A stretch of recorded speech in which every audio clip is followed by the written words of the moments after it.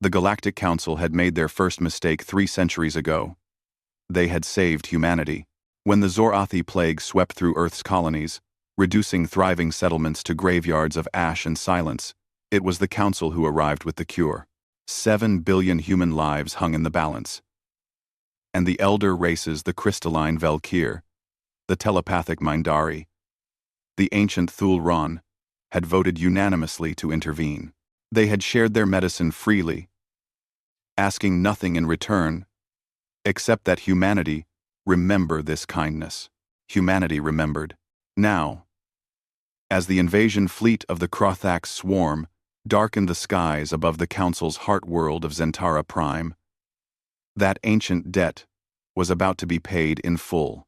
Daisy Chen stood on the bridge of the UHSF Retribution, her fingers dancing across holographic displays with practiced precision. Her dark eyes reflected the crimson warnings that pulsed across every screen. The swarm was less than 6 hours from breaking through Zentara's orbital defenses. Behind those defenses huddled 15 trillion souls from a dozen species, all of them doomed if the swarm succeeded. "Communications officer," Daisy said, her voice carrying the calm of someone who had stared into the abyss so many times she no longer blinked. "Get me a channel to the council chambers." Oscar Ramirez, her second in command, moved to her side. His scarred hands, souvenirs from the Proxima incident, gripped the railing. "They won't believe we can make a difference, Daisy. The swarm has consumed 40 systems in 3 months. The Council's own fleets couldn't stop them." "I see. Intelligent." Daisy's lips curved into something that wasn't quite a smile.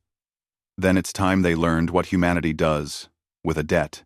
The viewscreen flickered to life, revealing the council chambers in chaos.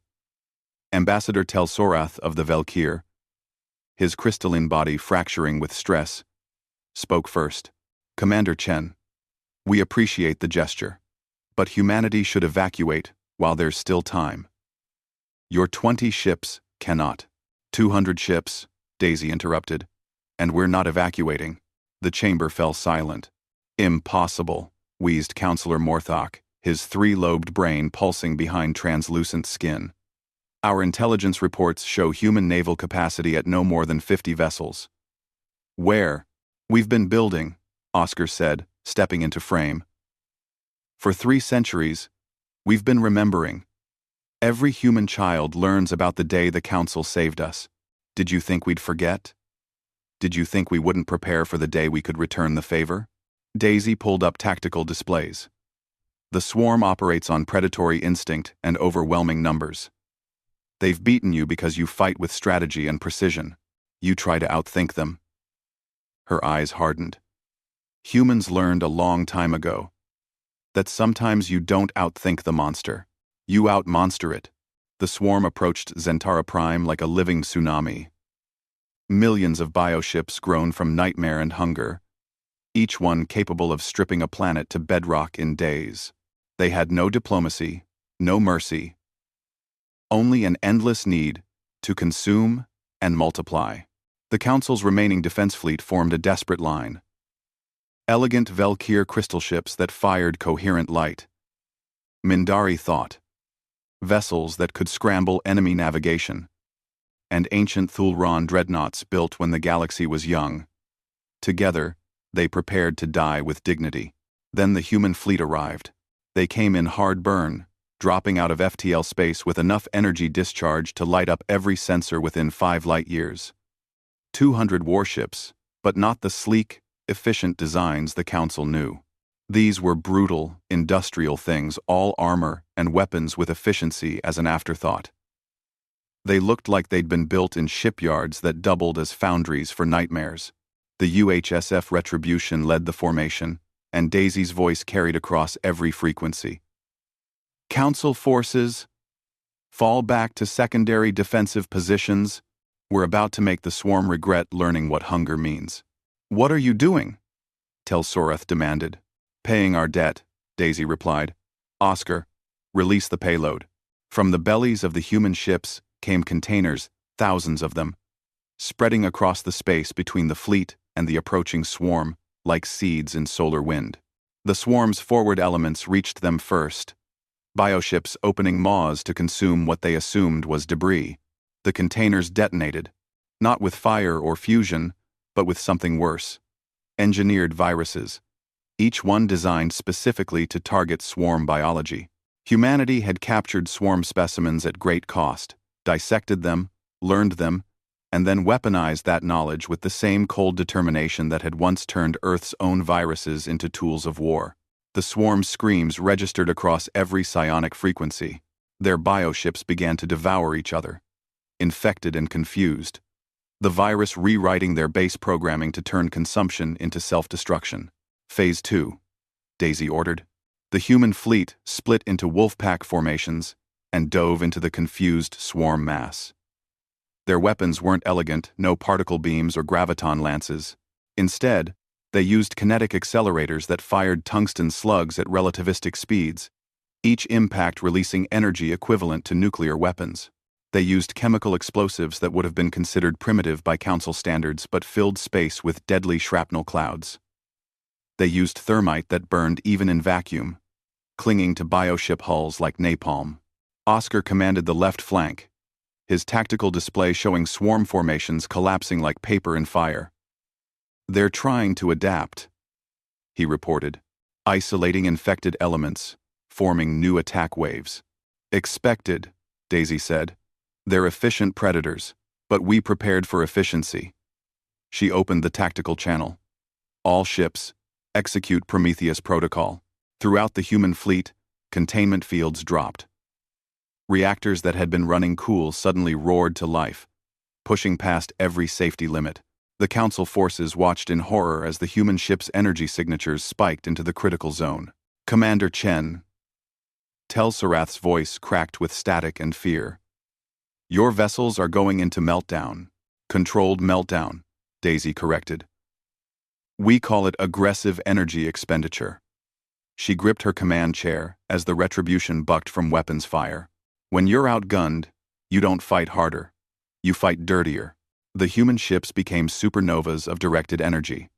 Lasers powerful enough to crack moons carved through swarm bioships. Plasma cannons vomited sun-hot matter that vaporized everything in their path. The ships were burning themselves out, running their reactors beyond recovery, spending their own operational lifespan as ammunition. The swarm had never encountered an enemy willing to destroy itself to win. They faltered. 6 hours into the battle, the swarm's attack wave broke. The survivors, perhaps a tenth of the original force, scattered into deep space, fleeing the burning ships and the mad humans who crewed them. Daisy surveyed her tactical display. 47 human ships remained operational. Another 36 were critically damaged but recoverable. The rest were expanding clouds of debris and cooling metal. Tombs for the 20,000 crew members who had known the price and paid it anyway. The council chambers reconnected. And this time, every counselor was present. They stared at the human commander with expressions that ranged from awe to terror. "You saved us," Tel-Sarath whispered. "But the cost. Your ships, your people, are honored," Daisy said firmly. 3 centuries ago, you saved 7 billion humans without asking for payment. Today, we lost 20,000 to save 15 trillion. "Commander Ramirez, what's our kill count estimate?" Oscar checked his console. "Conservative estimate. 8 million swarm bioships destroyed. They've lost more in 6 hours than in their entire 3-month campaign." Counselor Morthak's voice trembled. "How? How did you develop such weapons, such tactics?" "The swarm has existed for millennia, and we've studied them." "You studied them to understand them," Daisy interrupted. "We studied them to kill them. There's a difference." She stood, her silhouette framed against the viewport, showing the debris field. "For 3 centuries, humanity has lived with a debt. We built our fleet. We trained our soldiers. We developed weapons that civilized species considered too brutal, too dangerous, too costly. And we did it all knowing that someday, somehow, we would pay back what we owed." She turned to face the council directly. "You taught us that when someone saves you, you don't forget. You don't make excuses. You don't hesitate when it's time to return the favor. Her expression softened slightly. Today, humanity's debt is paid. We're even now. Ambassador Telsoreth's crystalline form seemed to dim. Commander Chen, we didn't save you expecting repayment. Kindness isn't a transaction. We know, Oscar said, moving beside Daisy. But humans remember kindness. And we return it. That's who we are. That's who you helped us survive to be. The silence stretched across light years. Finally, ancient counselor Uthran, of the Thulron, who had lived for 3,000 years and witnessed the rise and fall of civilizations, spoke. I understand now why the elder species speak of humanity with such complicated emotions. You are terrifying and beautiful in equal measure. You wage war like demons and honor debts like saints. Daisy allowed herself a small smile. We're human. We contain multitudes. She gestured to the debris field. Now, if you'll excuse us, we have recovery operations to coordinate and crews to mourn.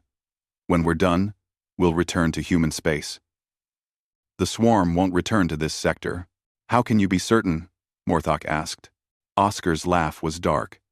Because predators have survival instincts too. They'll remember today. They'll remember the species that turned virus and fire into vengeance. They'll remember humanity.